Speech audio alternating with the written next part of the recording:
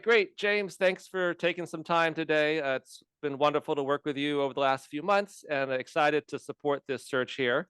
And talking about a really wonderful school and an important role at a fantastic organization in China with a wonderful history. But we'll have to first talk about you and your background and what drew you to SAS.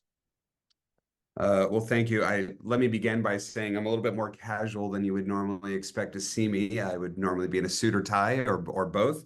But on Fridays we wear logo wear, and I rarely get to due to my role. So I'm all about that the day before spring break.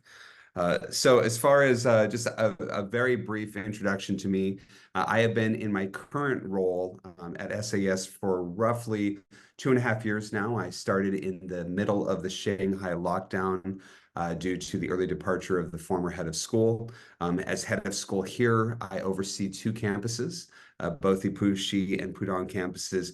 And my role in many ways is less a traditional head of school role, which I have served in the past for quite some time in other places, but more like a CEO role because we are a pretty significant organization with multiple campuses in a complex environment. And I spent a lot of time overseeing those sort of strategic elements as well as government relations.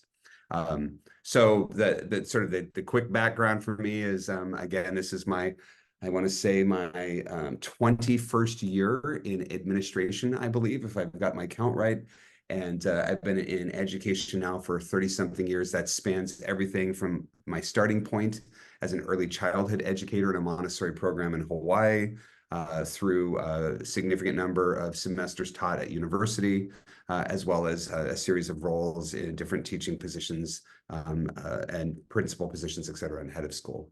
My background academically is in two areas. So one of my doctoral paths was in the history of science, and so with a specialty particularly in epidemiology. The other is in cognitive science, which is what I had been working on most recently at Johns Hopkins University. So that's kind of the quick overview of me and how I got to here. Super. And I had the pleasure of coming to your school in January. It's a wonderful institution. Both campuses are beautiful and just outstanding and very diverse and just so much going on, both within the perimeters of the campus, but also within the surrounding neighborhoods. For somebody who may have been to Shanghai or China, but not actually been to your campuses, or maybe hasn't been there at all, maybe just give a quick sort of aerial tour of both the campuses and also the communities that they're in. So, well, let's start with the city. So it's a world-class city. I am a traveler, and certainly I've lived abroad most of my adult life, and have had the opportunity to spend time in many of what would be considered the world's great cities. And Shanghai certainly is comparable in every way, and in some cases actually far exceeds most people's expectations. It is a city that is convenient. It is a city that is technologically advanced. It is a city with spectacular transportation systems, public, as well as the sort of more personalized options. It is a foodie's paradise. I think we have more Michelin-rated restaurants than anywhere in the world. And then, of course, the signature downtown Bund area and the River Walkway and the lights at nights, as well as all of the arts and culture that are available to the city. It's a wow. It really is the kind of place you want to live. And so we have just absolutely enjoyed it. And that's even coming in at the tail end of the so-called zero COVID era. So for all the tales of woe, an awfully cushy woe, if you will. And certainly all of that has gone away, and we really feel a renewed, reinvigorated space. With regards to our two campuses, we have two large campuses. They're just shy of around 60,000 square meters. So for you Americans, you'll have to do some math. It's large, I guess is what we're saying. Big campuses. And one is located on the Puxi side, which literally just means the west side of the Pu River, which sort of bisects the city, and the other is closer to the ocean on the southeastern side of the city, in Pudong, which again, the eastern side of the Pooh River. Both campuses are comparable. Their architecture is very different. They would be signature campuses for any school anywhere in the world, and we are lucky to have two of them. And they're overseen by very large staffs, as you can imagine, and we have difference in size in terms of the student populations for each of the campuses, but overall exceptional quality. Our kids are just otherworldly amazing for so many wonderful reasons, and so we have a vibrant community in both spaces. And what we're working to do is bring those two communities closer and closer together through our One School, Two Campuses initiative. And really kind of we're going to be launching in the fall the idea of just SAS One, that we would see ourselves as a single organization with just many, many opportunities. So we're working through the kinks of that after years of sort of building up in separate spaces, affiliated by a brand more than a common set of organizational goals. And so that's what we're working on, is making sure that we have that's clarity of strategic purpose and direction, and that we're moving all in the same direction. And anytime you have major strategic initiatives, a CFO partner is going to be essential in all that.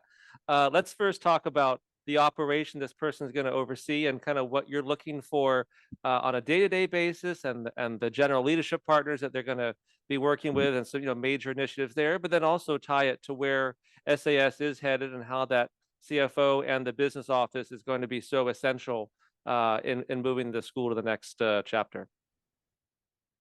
Well, let's start with the magnitude of the organization again. So on any given day, we have 676 employees, and then we have an additional 500 or so souls who work with us through our third parties. We have two full campuses. So if you have worked at a campus before, imagine double the fun. And they are large, large campuses on top of that. So one of our campuses has more than 1,800 students, and the other campus has nearly 1,200 students. So we're big on many fronts, and of course the CFO is a significant partner in all of that. With regards to we have to do work with provisioning each year, and that is complicated by both sort of what we can bring into country, what we don't need to bring in, what we can source locally, the sort of making sure that what we're procuring is of quality, while still obviously chasing efficiencies wherever we can, and those cost savings. So a big part is just the volume of material that moves in and out of our organization. There are many, many contracts. I think on average, we have around 400 or so contracts. They're not all, of course, coming to term in each year, but nonetheless, big and small, they require quite a bit of work. And we have then the unique experience, which is our local regulatory environments, and as well as other kinds of international obligations.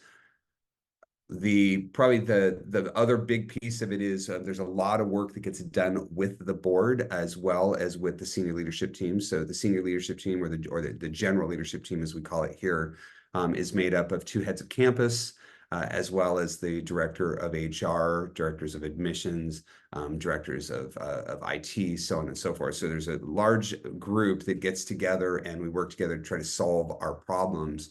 And the CFO generally is interacting with nearly all of them, and maybe nearly on a daily basis. In addition to that, we have a pretty large staff underneath the CFO.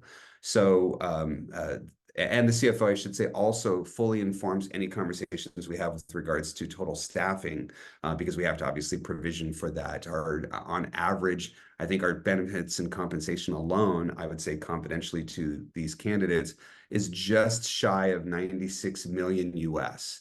And our overall budget is approaching nearly 1 billion RMB. So we are a very large operation with significant resourcing. Our expats take up a lot of that because we certainly cover all of their living expenses for the most part, and we have very generous compensation in order to attract the world's top end talent.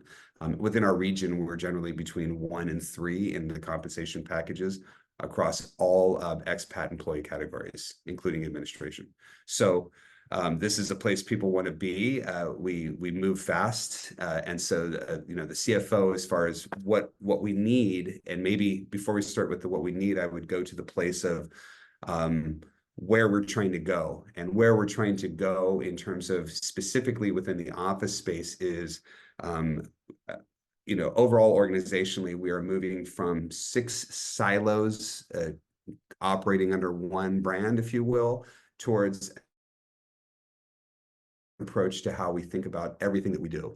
On the academic side of the house, a lot of work has gone to both the sort of the logic model that oversees organizational change and creates alignment across 5 domains, including the sort of educational ecosystem, our core commitments to philosophy and practice, our sense of culture and what that like how that informs teaching and learning, but all aspects of our organization, professional evaluation, and of course, teacher development. So we are working now to bring all of those domains together. And of course, the CFO is a partner in that process because they need to make sure that we are carefully provisioning both for core needs, such as the need to move away from what has been a philosophy of FTE reduction.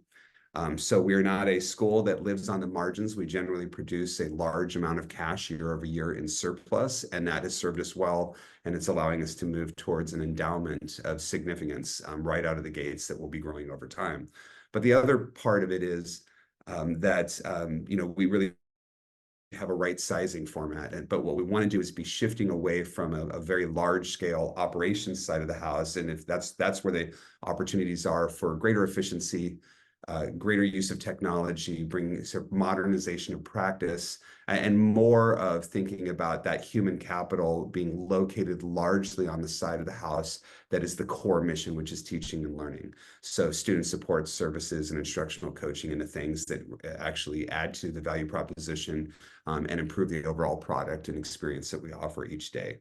So the CFO is kind of in the middle of all of those things within the specific frame. It's not just a managing the dollars and cents. Part of what I need, and I say I need because this is one of my closest partners in work daily, is I need someone who understands that the decisions we make have downstream effects, and what we envision from our vantage in leadership or within particular support domains of the organization should actually indeed support. And so we need to have those user end inputs. We need to know what the experience is of somebody when we make a decision as simple as we want to bring in an ERP system, which was an important, late to arrive, but important part of our recent work. We need to be able to roll that out in such a way where it's humane, it's a reasonable timetable, where people are given the maximum opportunity to understand how to use the system effectively, and where we have opportunities for the iteration and those feedback loops to make it better and fine tune it as we go. And at times as an organization, we haven't done that. We've just sort of made decisions in one area, and it has had a somewhat negative rollout in other areas. So we want to start from the place of a sensitivity, the empathy for our educators who are our frontline employees, if you will. So if we're the restaurants, we're the back of the house, and they're the front of the house. And of course, we have to make everything go so that the experience on the front end, where the waiter and the customer are talking about that meal has to be perfect. And that's a very apropos analogy for schools. Much of what we do, it's reconceiving ourselves as on the operations side of the house is not simply managing dollars and cents, preventing fraud, dealing with changes in regulation and taxation. That's certainly the technical part of what we do every day. But we have to have the awareness that this can wait, but this is a priority obligation because it directly affects teaching and learning. We have to have the clarity that we're in the customer service business. And so it makes sense that people don't understand all the particularities and requirements of taxation and accounting. So how do we explain that in a meaningful way? And how do we then move a whole team, which has really largely been focused on the accountancy, and the provisioning and that side of the technical features of financial management, and less so the customer service side of that. So we want to move them towards a mission orientation whereby everyone sees themselves as an educator, and we're all part of the heavy lift of helping that child develop every day. as well as the customer service, that our colleagues on the front lines need us to be at the best, and we're not outsourcing, or repurposing their work for our ends. Instead, we're here to support them, and we want to as well be as modern and as efficient as possible. So that's kind of the turn, if you will, is coming in and managing change managements and helping people to grow away from a more very traditional accountancy model of make sure that everything is accounted for, and all the rules are followed. Of course, we have to do that, but moving towards that clarity of we're all in it for the kids, and therefore every dollar we spend, we want that to be spent towards that end. We want to be, but we also have to make sure that what we're spending on is not simply cheap, it's quality, and that we have that downstream sensitivity that we're in the customer service business, and our job is to make it easier, not harder, for our teachers, so that their focus is not about meeting our obligation or meeting our requirements for submission of receipts. Their focus is the kids. So everything that we can do to minimize our impact on their time allows them to focus on kids. And that's kind of really where we're going. The other part of it is that there is a sensitivity here. I committed when I arrived 2.5 years ago to being more present in Pudong. So for instance, today I'm in Pudong. Many of our services are located exclusively in Puxi. That has created a us versus them culture. We do need to be thinking in the future about how many of our people in Puxi could also be stationed, or certain functions be stationed in Pudong, creating the sense that we really are one school, not the campus and then the satellite campus. And also the CFO needs to be present. That's an important part of this, and being in front of people matters. I have been told countless times that when people see me here, it's a big deal, because in the past, people have really been largely located the majority of their time in that other space. And that's not really something that is as tangible, maybe, but it is incredibly important in the minds of people that we say one school, then we have to live that. So there's some driving that's associated with this job, but we'll work out all the details of that. But it matters. And so, again, I'm looking for the empathic, servant leadership minded individual who understands that customer service and that the educational mission is why we even exist. This is what we're in the business of, not as sort of another thing, but it is a core part of who we are. And I think that that's probably answered that. Excellent. And I love your metaphor of the restaurant. I think it really is true. A lot of operational departments are often behind the scenes, behind the house, in the back kitchen, if you will. And there's that critical, what's happening in the front and where the customers are. And so just to close, um, let's allow somebody who maybe has never, again, often a lot of CFOs may not have worked in a K-12 international school before. They might know other environments. Take us just for a moment to the front of the house and just one story, one little vignette about just the amazing culture at SAS. Either a story you saw, maybe you saw a nice interaction between a kid and a teacher, just something about the why that makes this school so special to help somebody who will be behind the house or behind the scenes understand the impact they're going to be having. Well, I would start by saying that yes, I come to school with amazing colleagues every day, and what I find is that the we in this is it's a wow. We are very privileged. We attract significant talent. We get to pick and choose from the very best. And what that means is that we have quite a few high flyers around here. We all make each other better. And so that's really just a wonderful part of it. But that's not even the good part. The good part is our kids are just in a different place. Part of that is culture. Part of that is where there's such a appreciation and respect for educators, for the power of education. It is seen as the bridge to future and to success, and families put everything into ensuring this. So there's a seriousness of purpose in our children, that's in their bones. There is an expectation that they will work and that they will not simply show up, they will excel. And they push each other. And of course, that leads to things that we need to support and monitor. But it is not uncommon at our school that a student would both be an exceptional mathematician and would be a a really accomplished musician and would be working on developing their own company on a robotics project and so on and so forth. That our kids will knock your socks off. They are just in a different universe, and so the privilege of them and being with them every day is just crazy. They're For instance, you'll be blown away by our arts. Our arts are as good, if not better, than anybody on the planet. Just in the orchestra round, I think we have between the two campuses, I think we have 10 orchestras. That's before you get to bands, before you get to the jazz ensembles, before you get to the rock bands. I mean, we're talking 60, 70 kids deep playing at a level that you would think is a professional concert hall by the time they're the so-called APAC level, that those the very best of the best. So it is a wow, and we have dozens of programs that are in that class. So we truly are in a special space. We are considered one of the sort of the signature schools of Asia. We are the oldest school in China, going all the way back to the imperial period, and having lived through all of the craziness that was the 20th century, including war.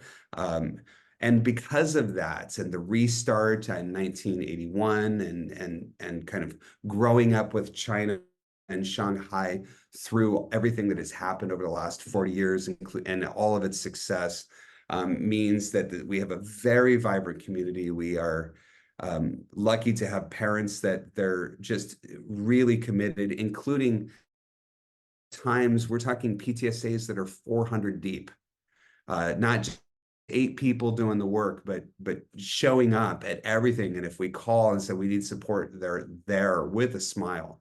I think the other part of it is all of this is situated within China, and the Chinese are a beautiful people, and the Shanghainese they're quick to smile. The respect, the support that we get, it's almost unfair. The kind of kindness and generosity of spirit that our staff shows us, and their professionalism and their work ethic, it's really a privilege. And I will let you know as well that this isn't an oversell. This is what people report once they're here. So do we have complications? Yeah, and it's mostly the expats. All of us cantankerous, strong-minded alpha types that are all wanting to go in 100 directions. And sort of the complexity and the challenge for us as leaders is, how do we have all of these really well-intended, amazing human beings you moving in the same direction? Sort of the old adage of, how do you keep 256 bullfrogs in a wheelbarrow? Well, that's kind of what we do for a living, but it is a privilege because people care, they're committed, they put their back into it. The kids care so deeply, and they're so talented. And there are 1,000 stories I can tell. I sat yesterday at the second IB art exhibition, where the art I don't know why the kids would go on to college to study art, because it already looks they would have their senior portfolio now for university. We had dance competition yesterday that ranged from traditional Mongolian and Chinese forms through modern hip hop, where the kids were actually infusing that with a history of how these things to be. That was really cool. So they were doing it as they were telling the story, and so it was really a brilliant extension of their IB projects and AP projects, because we offer all of that programming here. And then again and again, we come back from our spring break, which is the coming week, and we have both a super APAC, where 12 major schools from around all of Asia will be coming for a soccer tournament, and flow into a weekend where we have significant parent event where thousands of people will be on campus to celebrate together as a community. So that's That's a week in the life of SAS, and that's all the time.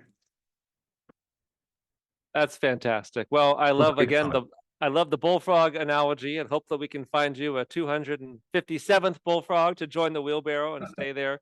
It's been wonderful talking to you here today, and thanks so Thank much. I you. look forward to working with you the rest of the spring. Thanks. Thank you, and I'm excited to see our candidates, and I look forward to my new partner. All right, excellent. Be well.